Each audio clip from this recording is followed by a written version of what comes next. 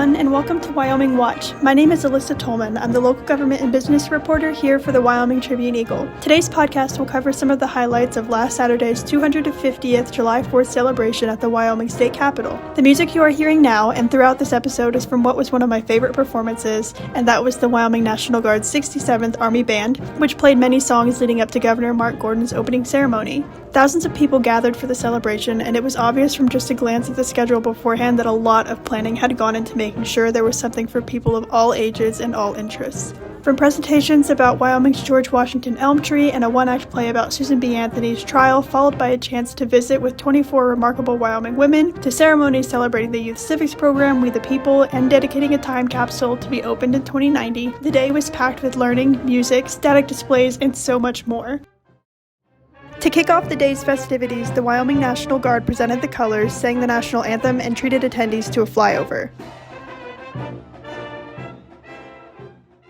Oh, say does the star-spangled banner yet wave o'er the land of the free and the home of the brave.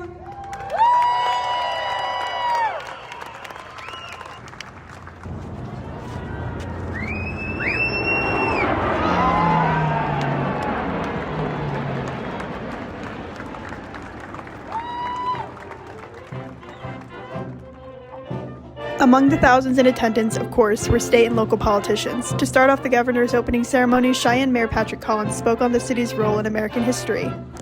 You know, we all know that our nation began 250 years ago in Philadelphia with the signing of the Declaration of Independence. And while that's true, we also know the American story could never have been completed without the American West. Cheyenne has played an important part in that story. Wyoming became the first in America to grant women the right to vote. And Cheyenne stood at the center of that remarkable chapter in our country's history. Long before the rest of the nation caught up, this community demonstrated that liberty and opportunity belongs to everyone. Wyoming Supreme Court Chief Justice Lynn Boomgarden also had some inspiring things to say about the importance of citizen involvement in government. It's no secret that the work of protecting and advancing these ideals will never be finished. Our country will always need citizens, young and old, who are informed, engaged, and willing to participate in the life of their communities. And finally, Wyoming Governor Mark Gordon ended the ceremony with an impactful quote said by 34th President of the United States, Dwight D. Eisenhower, in 1953. And I will end with something Eisenhower said in 1953. Quoting de Tocqueville, it may be apocryphal, but he said, "America is great because she is good. And if America ever ceases to be good, she will cease to be great." This is a great nation, a great country. God bless America. God bless this Wyoming state we call our home. Ride for the brand. Thanks.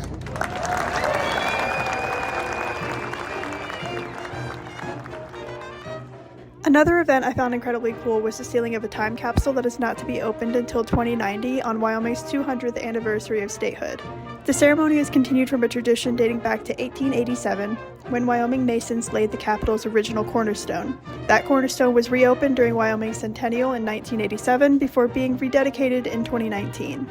Items sealed inside include challenge coins from Governor Gordon and U.S. Senator John Barrasso, Native American beadwork from the Eastern Shoshone and Northern Arapaho tribes, bookmarks designed by Wyoming schoolchildren through agriculture in the classroom, and other memorabilia representing life in Wyoming during America's semi-quincentennial. Grand Lodge AF and AM Grand Master Greg Sheik said the capsule is intended to hold far more than physical items.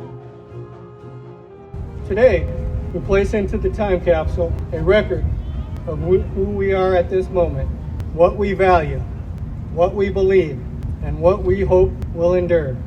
Within this capsule of items that reflect both our time and our heritage, remembrance of Wyoming, symbols of celebrations, and records of people and institutions that continue to shape our lives and our state and nation. And lastly, although we couldn't speak to everyone in attendance even though we wanted to, the Wyoming Tribune-Eagle asked some people what they loved most about the Capitol's 250th celebration, and here is what they had to say.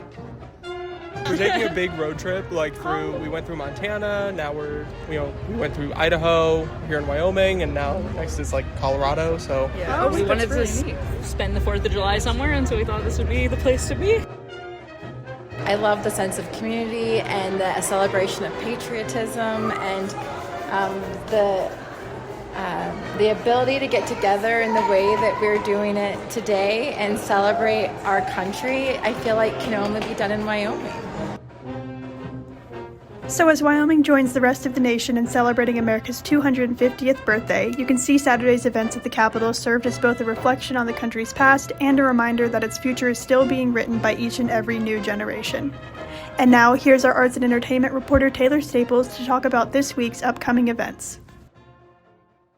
Today, July 10th, there's the Wyoming International Film Festival today through Sunday, taking place at various times at the Laramie County Community College in the Playhouse, Pathfinder, and Surbrook Prentice Auditorium buildings. There's also the Statehood Day celebration from noon to 8 p.m. at the Wyoming State Capitol, as well as a Hell on Wheels rodeo and chuck wagon dinner. Doors open at 5 p.m. at the Laramie County Fair Complex at Archer. Also, today is the second Friday Art Walk from 5 to 8 p.m. in various venues in downtown Cheyenne, including Westward, which has their exhibit opening for Of Here. Fridays on the Plaza is also tonight, featuring Rome Ramirez at 6 p.m. at the Cheyenne Depot Plaza. And finally, the 70th old-fashioned melodrama, The Unlikely Legend of the Liberty Bell, will play at 7 p.m. today and tomorrow, and Sunday at 2 p.m. at the Historic Atlas Theater. On Saturday, July 11th, the morning kicks off with the Will Run for Cannoli 5K at 8 a.m. in Lions Park. There's also an Albin Day celebration starting at 8 a.m. and going all day in downtown Albin. Then there's the Stars, Stripes, and Summer Americana Market from 9 a.m. to 5 p.m. at the Christine & Co. Flea Market, as well as the Vegetable Garden Series Harvesting and Maintaining Weeds from 10 to 11:30 a.m. at Cheyenne Botanic Gardens. And there's also a Music and History of the West African Kora library event from 2 to 3 p.m. On Sunday, July 12th, the Hawthorne Tree has a poetry open mic from 1 to 3 p.m., and the library has a book signing at 2 p.m. with local author Rick Ewig for his book We Are in Charge Now.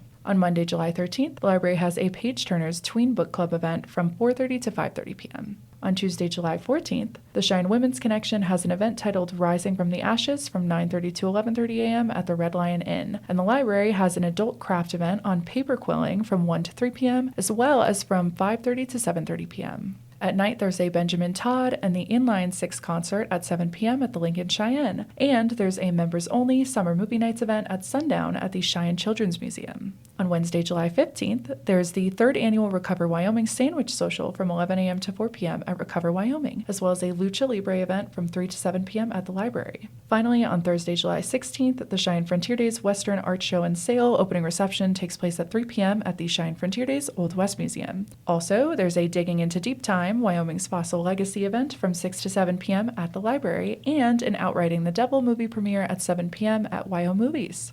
Thursday is also another night of the 70th Old-Fashioned Melodrama at 7 p.m. at the Historic Atlas Theater. And finally, author Patrick Doranson will host a Q&A and book signing from 5 to 6 p.m. at the Cowboy Emporium downtown. For the full list of events, go to wyomingnews.com/calendar.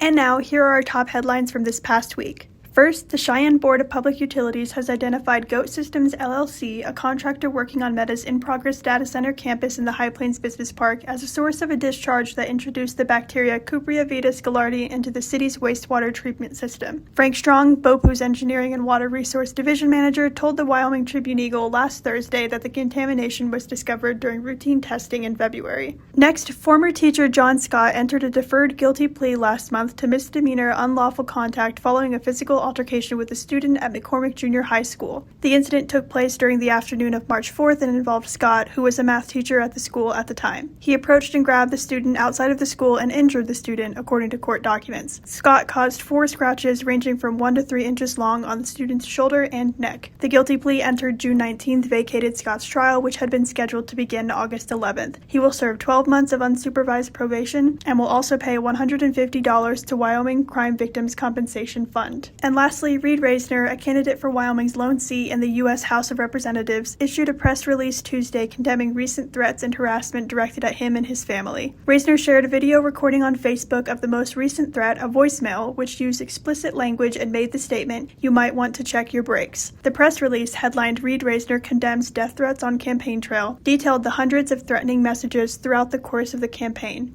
But don't worry, the podcast isn't over yet, because I know that, like me, you all couldn't get enough of the 67th Army Band's music on Saturday. Here's just a little bit more to close out this episode. We'll see you next time on Wyoming Watch.